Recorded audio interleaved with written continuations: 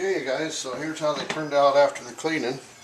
There's a lot of different ways to clean them. I mean, there's people that use lye, and maybe one of these days I get a real crusty piece, I'll try making some lye from scratch and see if I can get it cleaned up.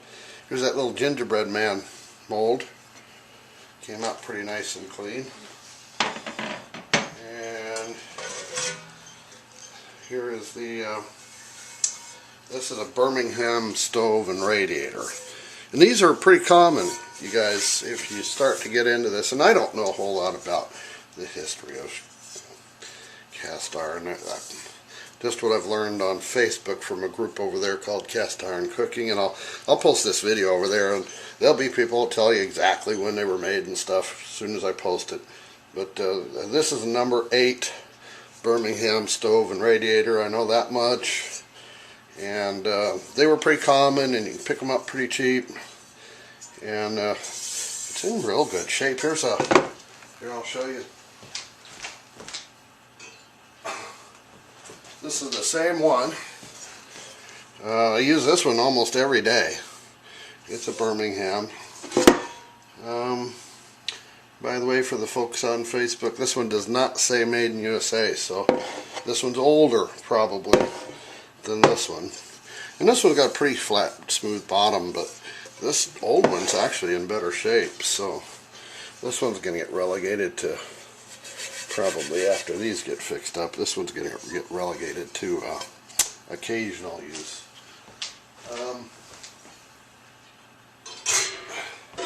The reason I'm really getting into the cast iron is because it lasts forever.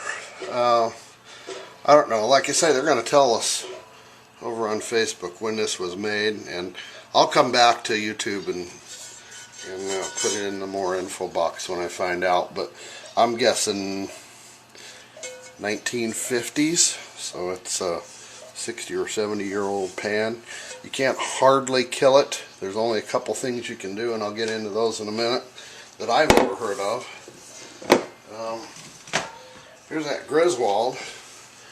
And it did have a couple real rough spots where the rust had really gotten to it, and I went after it with some sandpaper. I don't know if you can see that or not. All I had was 100 grit sandpaper out there, but it took most of that roughness out, so that's a real good skillet.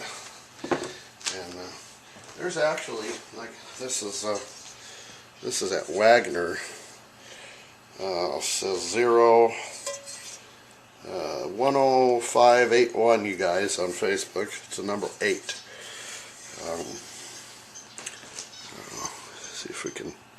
We can't get a very good picture here on the camera. But boy, has it got a nice smooth bottom. So this one's probably going to wind up being my daily driver, my go-to skillet. Because boy, is this a nice smooth one. And the thing is, you can find these things in estate sales and garage sales and stuff, and people it's just a skillet, right? Well, I know there's a board on Facebook called Cast Iron Classifieds, and I bet if they got this real cleaned up, I mean, I've seen people take wire brushes to them on the end of a drill and stuff and get them really sweet. I don't see any reason why it wouldn't be worth 40 or 50 bucks. And here's where they'll drill on Facebook, because I got all 3 of these in the bottom of a box at an estate auction for $7. So, okay, next step, cold oven, and I'm going to put them in.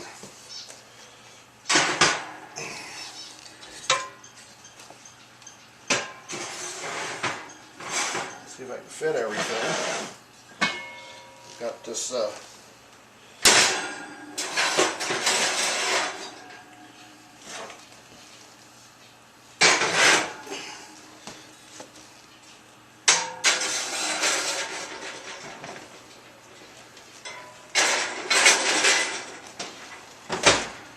and then I'm running it up to 200 degrees.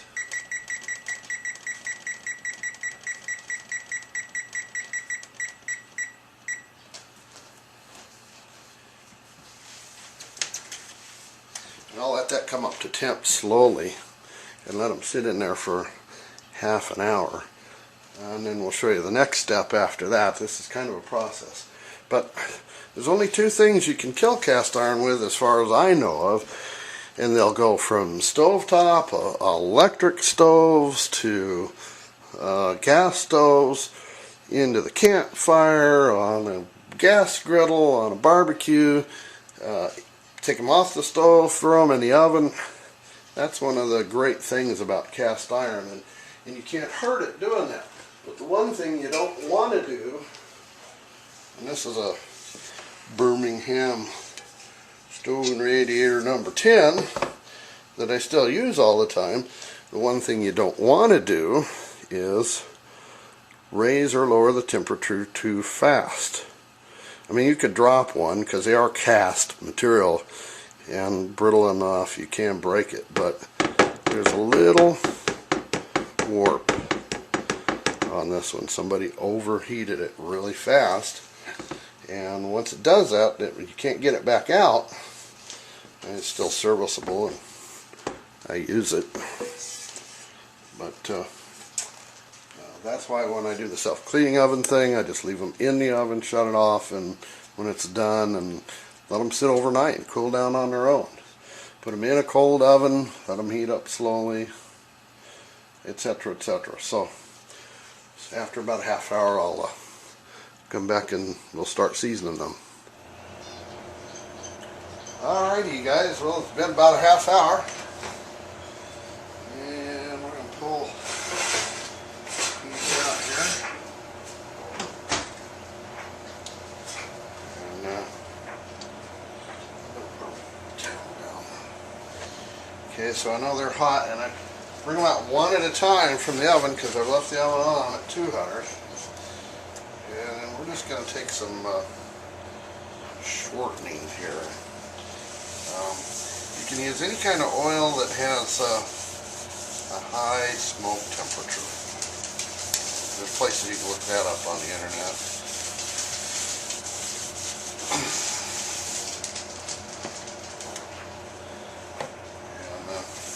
see, I'm still taking dirt off, you know, stuff off there. We're going to give it a good coating, inside, outside.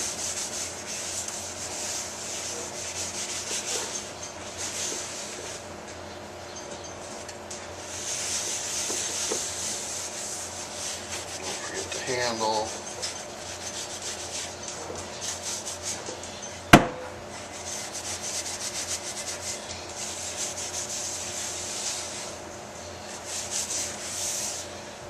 And then take a clean one, piece of paper towel. You could use a soft rag or something like that. Get all the excess out. All of it. Okay.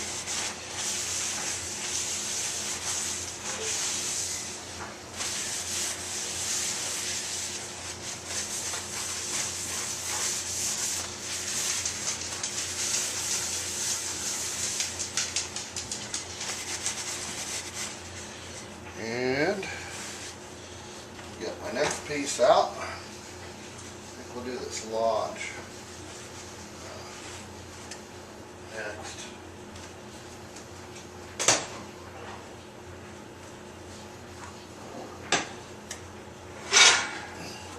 Now that's that new lodge Dutch oven. Now I'm going to put this back in upside down.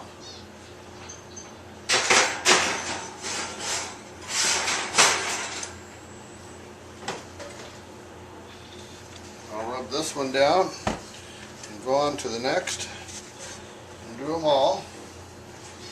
Once I get them back in the oven, I'll turn it up to 400 degrees for 45 minutes, and I'll be back.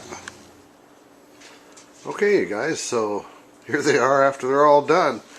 The process involves heating them up to 400 degrees, like I said before, for half hour, 45 minutes, and you turn the oven off and let them cool down till you can at least handle them, and then put another coat on and back in the oven and turn it back up to 400 degrees, and You can repeat that process as many times as you want. There's 3 coats on these, and that's good enough for me because I'm not trying to sell them or anything. I'm just going to use them. So there they are. We went from this to this. And they're good for another 50 years worth of use, or at least longer than I'll be alive. So there you go. And properly maintained and cared for, and never put them in the dishwasher, and never use soap on them.